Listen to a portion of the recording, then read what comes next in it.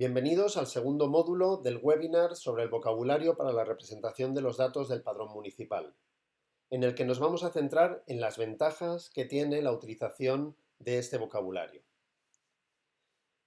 Existen una serie de ventajas asociadas a la utilización de vocabularios para la representación de datos abiertos.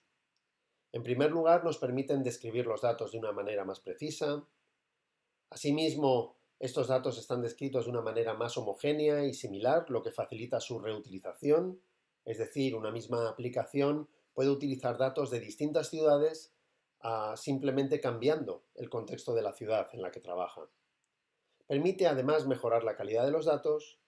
Los conjuntos de datos de una misma ciudad pueden de esta manera relacionarse más fácilmente entre sí. Y finalmente nos da la oportunidad de tener APIs REST, como la desarrollada en el proyecto de ciudades abiertas, y consultas semánticas en Sparkle para poder explotar los datos que se están publicando.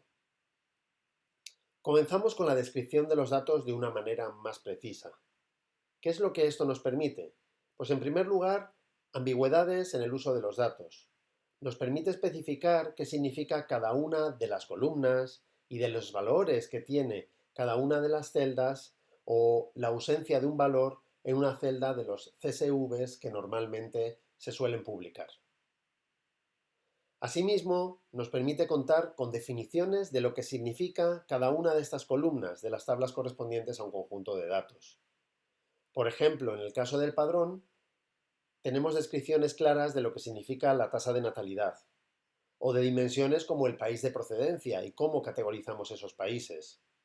O finalmente la estructura que debería tener un conjunto de datos, por ejemplo, uno de indicadores sobre la estructura demográfica o de población según el lugar de procedencia. También hemos comentado que otra de las ventajas del uso de un vocabulario es que nos permite describir los datos de una manera más homogénea y reutilizable. Utilizando vocabularios, podemos conseguir que distintas administraciones públicas compartan modelos que están consensuados, que también publican y usan datos similares, y de esta manera se homogeniza el uso de todos los datos que ofrecen distintas administraciones públicas o incluso distintos departamentos dentro de la administración. Si todas las ciudades publican sus datos de manera similar, se facilita la reutilización.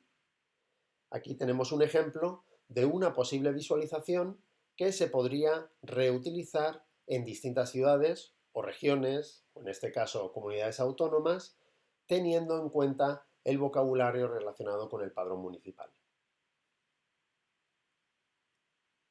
La tercera de las ventajas tiene que ver con la mejora de la calidad con el tiempo.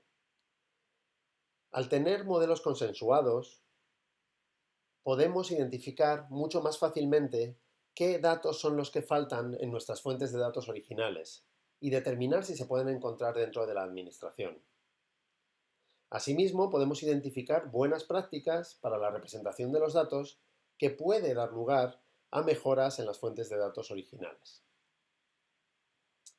De esta manera, tenemos una oportunidad muy importante para utilizar los vocabularios como una herramienta de mejora de los datos que tenemos.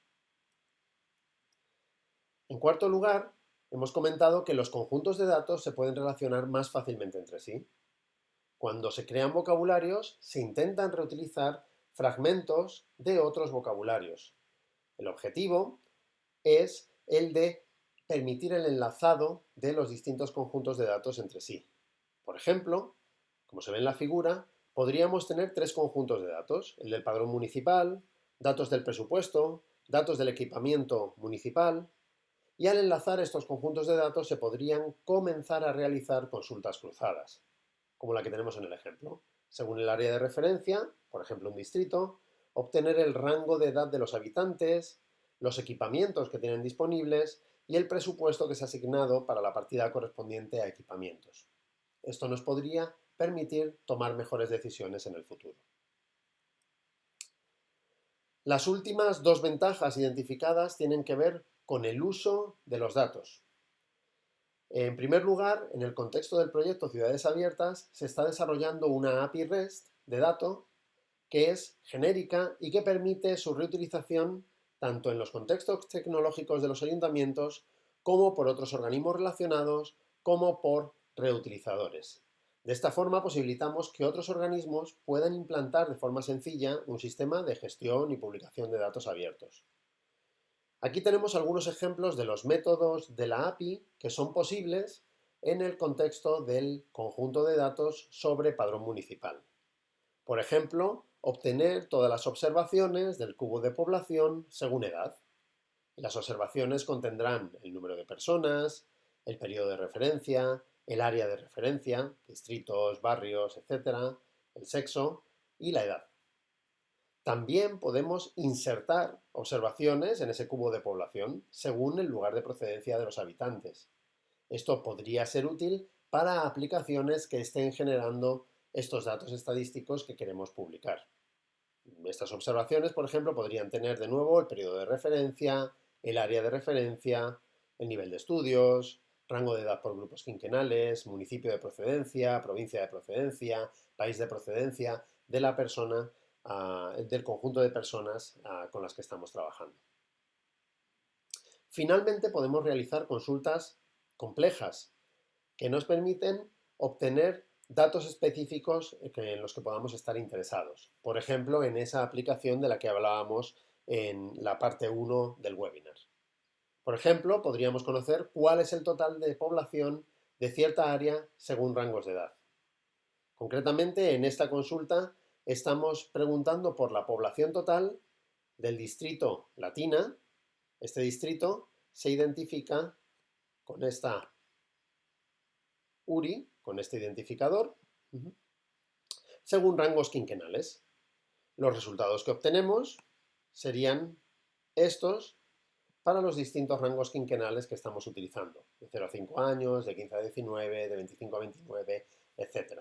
Es importante destacar que los datos que tenemos en esta pantalla, en esta tabla, son datos no reales, simplemente con el objetivo de mostrar qué es lo que se puede obtener, cuáles son las consultas que se pueden realizar.